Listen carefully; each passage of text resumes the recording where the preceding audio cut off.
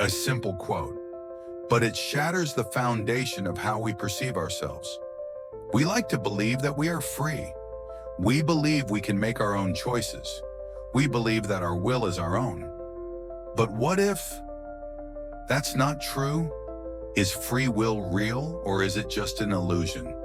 If what you believe to be yourself, your desires, decisions, and life path are merely the result of forces you never chose. This isn't a video about giving up. It's about awakening. The concept of free will is sacred in our culture. We like to think that we are the authors of our own lives, that we are more than the sum of our circumstances, that choices define us. But let's pause for a moment. What is free will really? Philosophers have debated this for centuries, but in its simplest form, free will means the ability to choose differently within the same conditions. In other words, if you could go back to a moment of decision, would you make a different choice? If you could go back to that moment and choose another path, would you become a completely different person? If yes, you are free. If no, then your freedom is an illusion. Think about the last time you made a big decision: leaving a job, falling in love, leaving, starting over. It felt like your choice, right? Why were you attracted to that person and not someone else? Why did fear hold you back here, but not somewhere else? Why do you crave something so deeply when others don't? The real question is, what are the factors that influenced your choices, and can you actually change them? You didn't choose your body. You didn't choose your childhood, your first language, your culture, your wounds, or your personality. Could it be that these factors shaped your choices? And yet these very things create your decisions. So if your choices stem from a will formed by everything you never chose, is that truly your will? In the 1980s, neuroscientist Benjamin Libet conducted a famous experiment. Participants were asked to perform a simple action, like moving their finger, whenever they felt the urge to do so.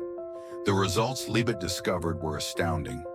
When the participants decided to move, their brains had already begun preparing the action 300 milliseconds earlier. In other words, the decision had been made before you even knew it. This challenges the idea that conscious thought controls action. It seems that awareness follows action, like a storyteller reading from a pre-written script. Do we really control our decisions, or are we merely bystanders? Beyond neuroscience, psychology has long pointed out that our behaviors are driven by systems beyond awareness. For example, here are some factors that influence your behavior. Your attachment style, formed in childhood, influences your relationships. Your cognitive biases distort how you perceive the world. Your unconscious fears dictate what you avoid. Your trauma whispers to you about who to trust and who to stay away from.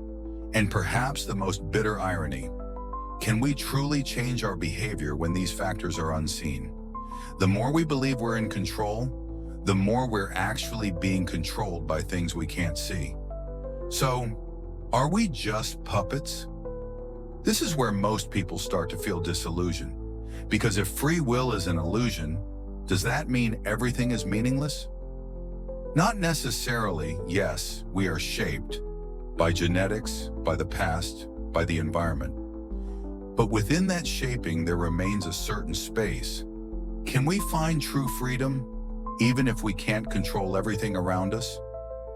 Philosopher Spinoza believed that freedom isn't about acting without cause, but about understanding the causes. In his view, a wise person is not free because they act without influence, but because they clearly understand their nature and act in harmony with it. Until you make the unconscious conscious, it will direct your life and you will call it fate. Freedom isn't about escaping our conditioning. It's about seeing it clearly and choosing how to engage with it. Giving up the illusion of control doesn't mean surrendering to chaos. It means embracing humility.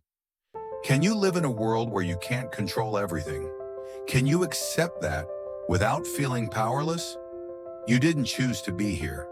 You didn't choose your name, your face, your childhood, your nervous system. You didn't choose what makes your heart race or your hands tremble, but you can choose what you do with all of that.